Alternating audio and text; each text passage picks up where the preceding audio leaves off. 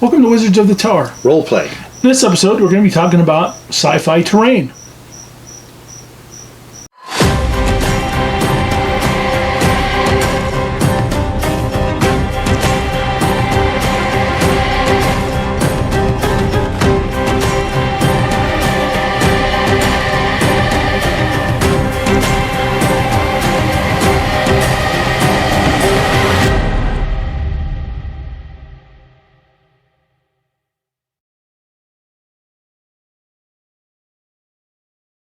Welcome to Wizards of the Tower. Roleplay.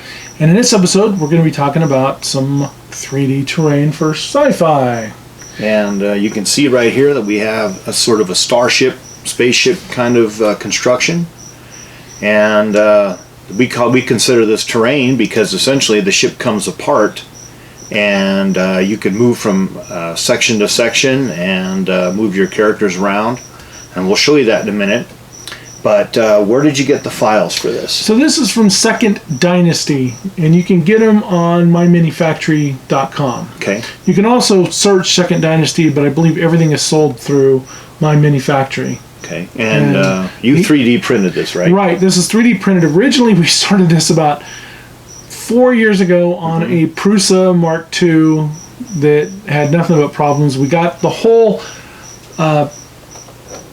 first and second outside done, and that was about it. Yeah. And we started having problems. We got a few internal pieces, but then it was just became such a problem printer that when we eventually got our new printer, which is an Indoor 5 Pro, much bigger print bed on it. Yeah. Bigger print bed. Right, much bigger print bed. Yeah. You asked me to tackle it again.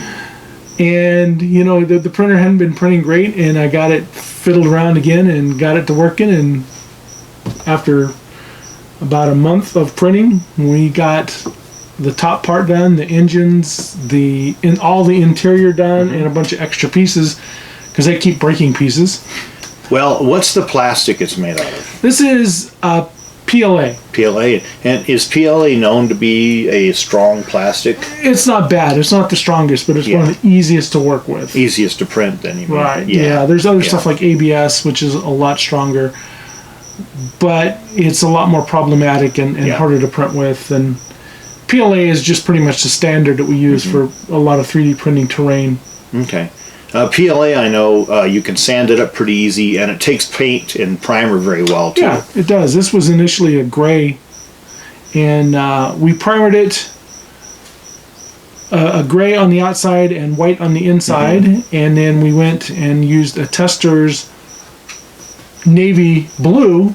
Not a navy, it was a navy sea blue. Navy sea blue, which is the color that you picked out for it. I initially was going to paint it olive drab, and Tom didn't want it olive drab, so he wanted it kind of this navy blue, kind of World War II-ish blue.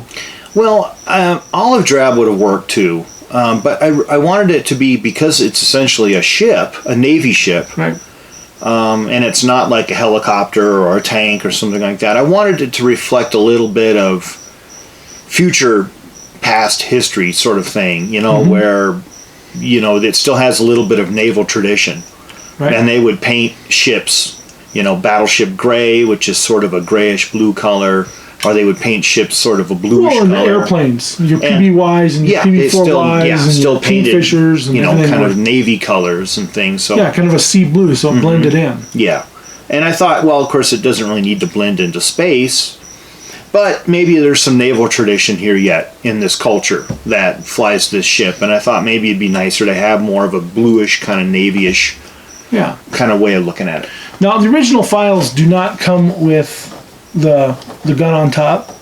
This was an add-on file that I got, and as you can see, it turns. The guns go up and down and rotates completely. The engines will actually rotate. This would be a VTOL. Yeah. Vertical takeoff and landing. And so all the engines do rotate. Yeah, it's kind of neat that way. Yeah. If you think about it, it doesn't have a very sleek look to it. It's not like the Normandy, you know, that looks really sleek and beautiful. Right. The designer said he based this off of a Star Wars ship, which you can see in Star Wars Rebels, the first season, they have some carrying the TIE fighters, and then they tack some, remember, for that have cargo. Yeah, it does look like a cargo hauler. I mean, not a pure cargo hauler because the actual hold is sort of small, but it's kind of a utilitarian ship. You know, that there's crew areas, there's places for mechanical areas, there's places for life support, med bay. There is some cargo hold space. There's some weaponry. It's kind of an all-around sort of explore utilitarian ship. You know what I mean? So it comes with it's a real general purpose kind of vessel. Right. Now we're going to be starting a Pathfinder game here soon with one of our other players who wanted to tackle running Pathfinder or running Starfinder instead of Pathfinder. Yeah, it's not a Pathfinder game. It's a Starfinder game. Right. So it's a little bit different. Something we haven't tackled yet. We've been wanting to play Starfinder, and we just haven't yet. But this will be our ship that we will start off with. He said we can start off with a higher tier ship. It'll be broken down in many ways, like the Millennium Falcon. It has problems. Sometimes doesn't always work right. And I asked him. I says, can I have my character be a pilot who's gone big time into debt to get their first ship after they've gotten out of maybe as a transport pilot or whatever kind of a pilot. Yeah. And he's like, yeah, sure. So this will be our ship for it, which will be for exploring and transporting and everything else to live on. But it's taken a long time to print it. And like I said, Tom asked me a couple months ago to retackle and print it, so I did, jumped on it, and we got it printed. But it's pretty cool. And you don't have to use this for Starfinder. You can use it for Traveler. You can use it for Alternity or whatever you want. And do you really need it for the game? No, you don't have to have it for the game, but we just thought it'd be kind of fun to have for our crew. And it's got 3 decks. So the upper deck, we don't have any of this stuff showing right now, but the upper deck pieces are all in here. So this is where your crew quarters are. Yeah. So you've got bunks for your crew. You got showers and toilets. You got a fan system for AC or cooling, for the crew, life support. Yeah. The second, you have your cockpit up here, controls, and then your navigation pieces in here. One of the cool things is one of the computer sets in here, we can actually put LEDs and screens in. Nice. So we can do our own screens and kind of light it up. And we could probably do LEDs. We'll probably run some LEDs through the thing. Yeah, light up. Miniaturized lighting would be really cool through here to kind of give like in the cockpit to have a light in there to show that someone's in it. Right. That sort of thing. You can do a lot with it. There's the walls are sort of hollow. There's a piece right here. Let me show you. So you can see, if you look down inside, you can see there's these little dead spaces. Those dead spaces are the connectors. Okay, but still, I mean, you could, because it's 3D printed, you could figure out a way to run the wires through here if you needed to have a sort of a setup to where, or the wires could hide up inside these corners in these joints. So if you wanted to have a lighting system to show that there is a lighting system on it, to make it more realistic or to make it more active, you could do something like that, which is kind of cool. Stuff. When we were younger, when you bought toys like this, they were really basic. Most of them were all rotomolded, plastic, which, polystyrene, pretty tough. That I could, put up with kids smashing them and things. And, those kind of toys were considered extremely expensive. I remember I went over to a kid's house one time and he had an Eagle from Space 1999. For those of you who remember Space 1999. Really, starring Martin Landau and Barbara Bain. It was a Jerry Anderson produced British sci-fi show on for about 2 seasons. Very expensive to produce. A lot of models, a lot of sets. Yeah. The synopsis was the moon, there was an explosion and moon went hurtling off. Yeah, Moonbase Alpha. And they were surviving. Yeah, they were living on the moon and they encountered all sorts of things. And the Eagles were these ships. They were about this size. They had a kind of a sleek looking nose and they had these stubby looking landing gear. And then they had a whole hatch area in the back that you could put cargo in and things like that. And I just thought they were the coolest things in the world, and I still think they're really cool. There's something kind of stubby and utilitarian about them. You know, things in the Star Trek universe always tended to be very sleek, you know, or kind of hyper designed. You know, there wasn't a whole lot of utilitarianism associated with it, you know. And then, of course, in Star Wars, everything was built out of old model kits and old destroyer and battleship parts that they put together. So stuff in there looks like it's all hyper-designed World War II stuff that's glued together. And so for me, it's really cool to see this ship, which obviously has, you know, elements of practicality to it with the VTOL, with the swiveling VTOL engines and a turret, but yet it's also a deep space transport ship. Yeah. You know, and so you can the scenarios for role playing around this, for tabletop gaming or whatever, are endless. They truly are endless. Exploration, smuggling, transport, war, peace missions, you know, finding a derelict ship, exploring planets, traveling, you know, mining expeditions, whatever. In my opinion, the scenarios are pretty much endless with something like this. You can do anything with it. And, you know, Delaney and I are kind of terrain people. We like to have stuff. We like to have terrain. We like to have figures. We like to have nice maps. We like to have things that enhance our gaming experience. And this really, I think, is going to enhance our Starfinder gaming experience, to have this ship. At least I think it will. Maybe not everyone will appreciate it, but I think both of us would appreciate it. And I think, you know, some people in our audience would take one look at this and go, wow, that's cool. Yeah, and the cool thing is it is in scale with miniatures. So if you're printing off like the Hero Lab miniatures. Yeah, let's just put one up there and you can kind of see the size of it. This is like your typical kind of figure. So we'll kind of put the figure there. And so if you imagine them moving through the deck, you know, as you go along, you know, right next to it, you can move them through the deck. Well, you can move from part to part to part inside there. Yeah. Let's say you have, you know, boarders who got on, and you've got to fight to defend the ship inside, from deck to deck, room to room, bulkhead to bulkhead. There you go. I mean, there's plenty of action in there, plenty of way to move. It's kind of like a dungeon crawl, but in space. Yeah. Now, as you can see, when Tom had this piece up, this is kind of how it all prints out, is in pieces like this that you put together with these dungeon clips. Yeah. They're like little double horseshoe-looking things. Yeah. Kind of like H-shaped little clips.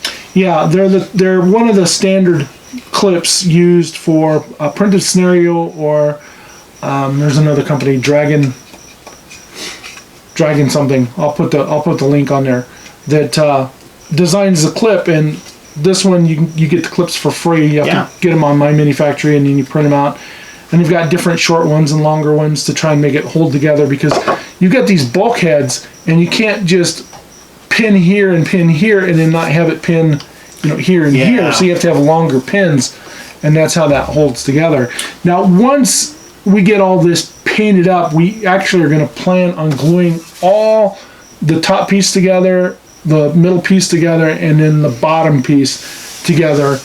And in that way, it holds together, because I was primering it and painting it, and I was carrying it in, and it broke apart, and I dropped it and broke a couple of pieces. So yeah, it's just going to happen. I mean, PLA is not the strongest plastic. You have to be kind of careful of it. But, you know, once we get it glued together and we get it painted, it'll be fine. Yeah. You know, it's terrain. You know, it's going to get moved. It's going to get picked up and set down. Luckily, the people in our group are not very abusive towards terrain, but we've had people in our group before who've thrown their hands out at stuff and knocked over trees and broken things. Some people just are kind of clumsy or spastic or something. I don't know what, but you know, sometimes like that, you know, you've got to have terrain that can kind of stand up to gamers. You really do. Yeah. But it is terrain. It's nothing, you know, it's nothing fantastic. It can always be fixed. You know, it can always be worked on. 3D prints of new parts. Yeah, 3D prints of new parts. And you know, it is sort of utilitarian, because we utilize it in a game for the story, to enhance the story. Yep. So, pretty fun. How many hours, if you want to know? I can't even calculate the amount of hours. Months, probably 2 months worth of printing all in all, and probably one of our players, Josh, asked how many rolls of PLA I went through, and probably 8 to 10 rolls of PLA at about $30 a piece.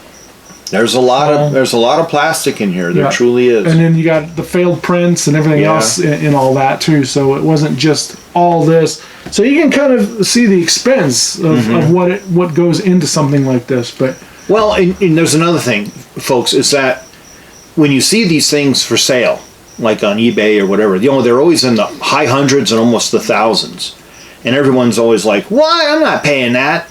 Just think how much time and energy put into putting this thing together. Yeah. Printing it, fixing the pieces, doing fill if you needed it, touch up, sanding, painting, prepping, everything.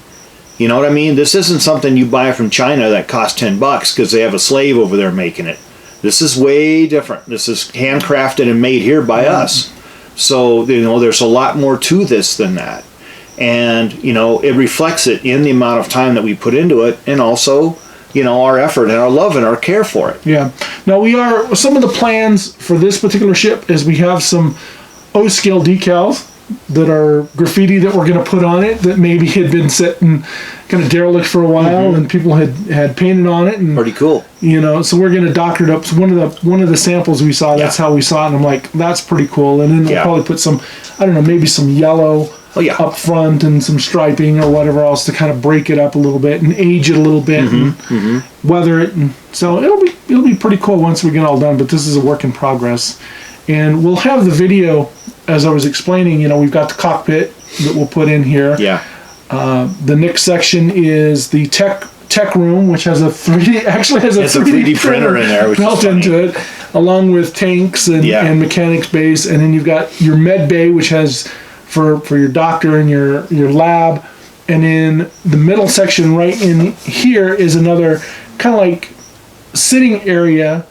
So there's a table and chairs here, and then over on this side is another bulkhead. So you've got 2 doors to the external. And then the back side is your kitchen and dining room, and they even have a chair in there that is reminiscent of the Millennium Falcon. Oh, funny. The half circle chair, they're playing their Star Wars chess. Yeah, they always have like the little gaming table. Yeah, and there's kitchenette and other stuff, other tables. So it's pretty cool. And then down the lower section, down in here, it comes with pods for putting it's cryostasis pods. Yeah. Now we didn't fill ours with cryostasis. We thought that really didn't make sense for us. Yeah. So we put other things like generators that maybe were shield generators and fuel things, engineering looking things. And then you've got another section back here towards in this area on the lower level. There is your area for your goods that you're maybe transporting, and then you got a little bit more, and then you got the ramp, and the ramp is kind of cool. It would go up and down. I asked the maker of it if he plans on making it where you can put this up if you want, and he says that's something in the plans for the future. This is called the Pathfinder, the Chimera Pathfinder. And he has a ton of different ships. He does Kickstarters all the time and has a bunch of different ships. You can take this one and you can make it wider, you can make it bigger, you can make it narrower. He's got all these different versions that you can of this ship, and then he's got other ship. He actually did a Rocinante. Oh, that's cool. So if you wanted a Rocinante based ship that actually goes vertical. Yep. So Rocinante is the ship from The Expanse. Right. Yep. Which is a really cool ship. Yep. So anyway, I think we're going to end this episode of Wizards of the Tower. Sci-Fi Terrain. Roleplay. And we hope that you will like, share, subscribe, spread the word, comment. Please comment. We do our best to comment, return comment to everything, even if it's just a, hey, thanks for commenting. Yeah. And anyway, have a good one, folks. Thanks for watching.